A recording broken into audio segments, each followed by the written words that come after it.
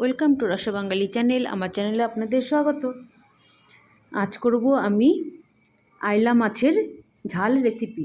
এখানে আইলা মাছ নিয়ে নিয়েছি, 3টা লেজা ভালো করে ধুয়ে পরিষ্কার করে লবণ হলুদ মেখে রেখেছিলাম। এখন আমি এখানে কড়াইয়ে তেল বসিয়ে দিয়েছি। তেলটা ভালো মতন গরম হয়ে গেছে। খুব ভালো মতন গরম না হলে কিন্তু মাছটা আবার লেগে যাবে কড়াইয়ে, সেই জন্য খুব ভালো মতন গরম করে নিয়েছি। এখন লেজাগুলো ভেজে নিচ্ছি। আজকে খালি এই লেজাগুলোই করব, অন্য একদিন বাকি পিসগুলো করব। তো প্রথমে লেজাগুলো ভালো করে ভেজে নিচ্ছি।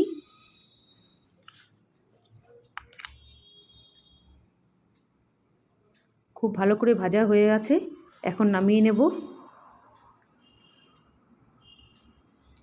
এখন কড়াইয়ে এই তেলেই দিয়ে দিব জিরা ফোড়ন। অল্প জিরা ফোড়ন দিয়ে দিচ্ছি, 4 চামচের আধা চামচেরও থেকেও কম হবে। এখন জিরাটা যখন খুব ভালো করে ফুটে যাবে, বেশ একটু কালো কালো লালচে লালচে হয়ে আসবে, তখন এর মধ্যে দিয়ে দিব কেটে রাখা আলু। এখানে আমি অন্য কোনো সবজি দিব না, শুধু আলু দিব। আপনারা চাইলে আলুটা নাও দিতে পারেন। নতুন আলু খেতে ভালো লাগে, যার জন্য একটা আলু দিলাম বেশ কয়েক টুকরা করে। এখন এই পর্যায়ে আপনারা চাইলে টমেটো দিতে পারেন, আমার কাছে টমেটো ছিল না জন্য দিলাম না। তো এখন এখানে দিয়ে দিচ্ছি কিছু মশলা, যেমন পেঁয়াজ বাটা, আদা বাটা, আর দিয়ে দিব কিছু শুকনো গুঁড়ো মশলা, যেমন লঙ্কা গুঁড়ো আর জিরা গুঁড়ো। 1 চামচ লঙ্কা গুঁড়ো দিলাম, 1 চামচ জিরা গুঁড়ো।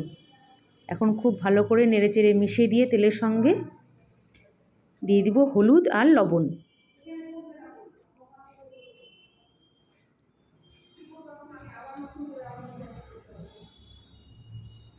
এখন দিয়ে দিচ্ছি হলুদ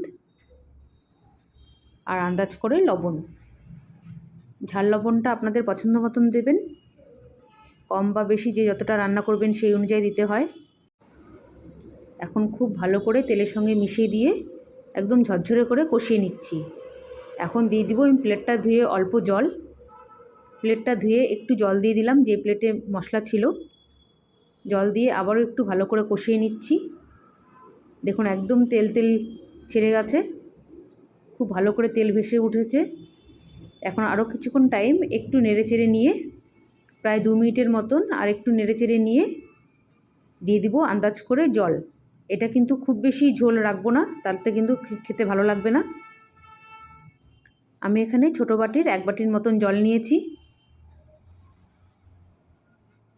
খুব ভালো করে কষানো হয়ে গেছে, প্রায় 2-3 মিনিট হয়ে গেছে। এখন আমি ছোটো বাটির 1 বাটির মতন জল দিয়ে দিলাম। এখন ভালো করে মশলাটা নেড়ে নিলাম। আর একটু জল লাগবে মনে হচ্ছে, তো জলটা দিলাম। জলটা লাগবে বলতে ফোটানোর জন্য লাগবে, পরে কিন্তু সমস্ত জল শুকিয়ে ফেলতে হবে, এত ঝোল থাকলে ভালো লাগবে না খেতে। খুব ভালো করে ঝোলটা ফুটে গেছে। এখন আমি দিয়ে দেবো ভেজে রাখা মাছগুলো। মাছগুলো দিয়ে আরও কিছুক্ষণ টাইম ফুটিয়ে, প্রায় 5 মিনিটের মতন ফুটিয়ে নিয়ে নামিয়ে নেব। আর এই 5 মিনিটেই ঝোলটা অনেকটাই টেনে যাবে, এতটা ঝোল থাকবে না। দেখুন ঝোল অনেকটাই টেনে গেছে। এখন এই পর্যায়ে আমি নামিয়ে নেব। আপনারা চাইলে এখন গরম মশলা একটু দিতে পারেন, আমি গরম মশলা দিলাম না।